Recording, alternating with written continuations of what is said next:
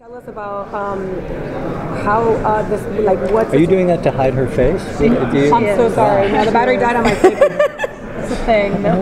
Sorry. She's selfish like that. She's not like, nobody here but me. Don't look at her. Yeah, so they told us that the show is going to be picking up like 3 weeks after the ending. 3 or 4 weeks, yes. So, like, what are we gonna see happen this season? Where are we gonna go with the story? You just want me to tell you everything? Yes, everything. Yes. That's actually how we've been beginning. It's like, just tell us everything, and we won't tell anyone, we promise. No, I think, we start like 4 weeks later, and Jax is at the head of that table, and Clay's getting out of the hospital, and we begin with the damage that was done, Clay's a broken guy, physically and emotionally to a certain extent. Jax is at the head of that table, and this season, it's really going to be about... Ron left his cigar. I know. I'm not telling him. It's really going to be about Jax really deciding what kind of leader he's going to become. Is he? Can you be the head of an outlaw organization and not become Clay? And if you don't become Clay, do you risk the potential of being perceived as weak? And do you therefore go the route of JT?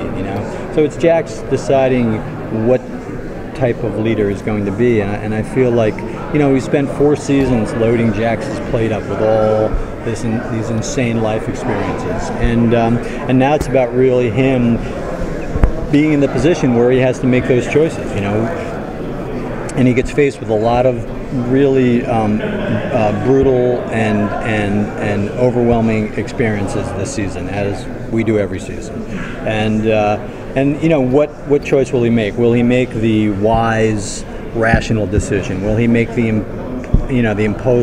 impulsive, vengeful decision? And it's seeing where he goes as a leader and how he defines himself.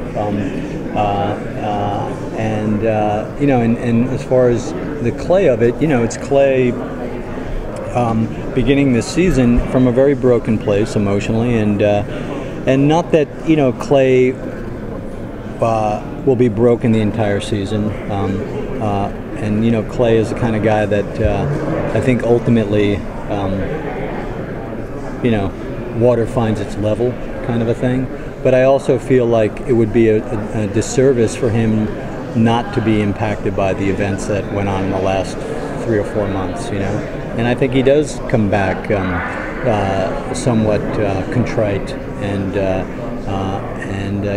he's lost his club, he's lost the woman that he loves, and he's he's hurting, he's in a lot of pain, and not that he doesn't deserve it, but I just felt it was important to see that side of it before we see anything else that Clay might be planning to do. So can you talk about the energy that Jimmy Smits and Harold Perrineau kind of are bringing to proceedings this year? Yeah, we established this character last year, this Damon Pope character. It's who Tig kills at the end of the season, his daughter. Right. And for me, the interesting thing is, like we usually do, it's like our antagonists are never pure antagonists, and our protagonists are never pure protagonists. They kind of ebb and flow, and Jimmy Smits plays an OG and will become sort of a mentor, role model for Jax, and they'll cross paths early on in the season and get into a business venture together. And then the Harold Perrineau character will cross paths with the club as well, and in an interesting way, I think the two of those guys become this weird sort of angel devil on Jax's shoulder for the season, so you're never, so the lines, those lines of as like we do, those lines of good and evil become very fuzzy, but they'll be definitely in the club's orbit this season. Can you talk a little bit about how the show has or hasn't changed from your initial idea where you were going to go in 5 years to 7 years? Oh, I don't really perceive it as how it's changed from my vision. I'm really amazed and thrilled at what it's become. You know, I go in each season with a blueprint of what I want to happen based on kind of the bigger arcs of where I want it to go. But, you know, I hold on, and the more I do it, the looser my grip really is each season, because I've learned that, you know, I let my characters and my story sort of define my season. You know, so suddenly you'll be writing something and you'll have a story that'll kind of appear out of nowhere, you know, and it'll take on a life of its own, and then suddenly you have this new arc that you never saw coming, you know, and you know, you'll write to that, and then other things that you thought would definitely happen just aren't as interesting, and they'll fall off. So I think it's all going to the same place, but it's and this is a really good thing.